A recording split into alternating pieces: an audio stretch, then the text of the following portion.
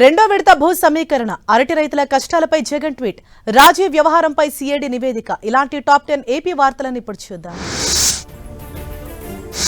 AP రాజధాని అమరావతి నిర్మాణానికి కూటమి సర్కారు శరవేగంగా అడుగులు వేస్తోంది.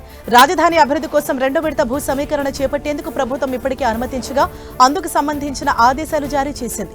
7 గ్రామాల మొత్తం 16,666 ఎకరాల పట్టా అసైన్డ్ భూమి సమీకరణ బాధ్యతను సిఆర్డీఏకి అప్పగిస్తున్నట్లు స్పష్టం చేసింది. హలో ఇండియా ఆంధ్రప్రదేశ్ వైపు ఒక్కసారి చూడండి అంటూ అరటి రైతుల కష్టాలపై మాజీ సీఎం జగన్ ట్వీట్ చేశారు. కిలో అరటి పండ్లు కేవలం 50 పైసలకే రైతులు అమ్ముకుంటున్నారని వైసీపీ అధినేత ఆవేదన వ్యక్తం చేశారు. ఒక అగ్గిపెట్టి కన్నా ఒక బిస్కెట్ కన్నా చౌకగా అరటి పండ్లు అమ్ముడుపోతున్నాయన్నారు.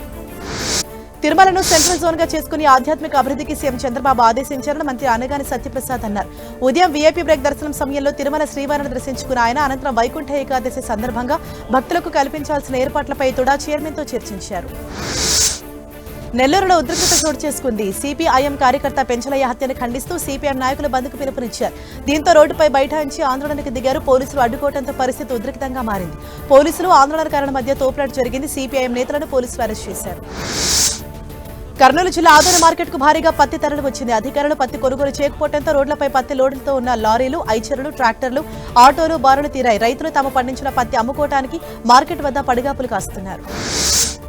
పరకామణి చోరీ కేసు రాజీ వ్యవహారంపై సీల్డ్ కవర్లో హైకోర్టుకు నివేదిక సమర్పించింది సిఐడి.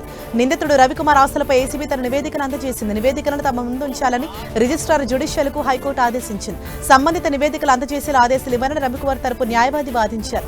అయితే ఆయన అభ్యర్థనను న్యాయమూర్తి తోసిపుచ్చారు. తదుపరి విచారణ శుక్రవారానికి వాయిదా వేశారు. బంగాళాఖాతంలో వాయుగుండం నెమ్మదిగా బలహీనపడుతోంది. దీని ప్రభావంతో ప్రకాశం, నెల్లూరు, తిరుపతి జిల్లాలో అక్కడక్కడ మోస్తరు నుంచి భారీ వర్షాలు కురుస్తాయని వాతావరణ కేంద్రం తెలిపింది. కాకినాడ, అంబేద్కర్ కోనసీమ, తూర్పు గోదావరి, పశ్చిమ గోదావరి, ఏలూరు, కృష్ణా, ఎన్టీఆర్, గుంటూరు, బాపట్ల, పల్నాడు, రాయలసీమ జిల్లాలో తేలికపాటి నుంచి మోస్తరు వర్షాలు కురిసే అవకాశం ఉందని చెబుతున్నారు.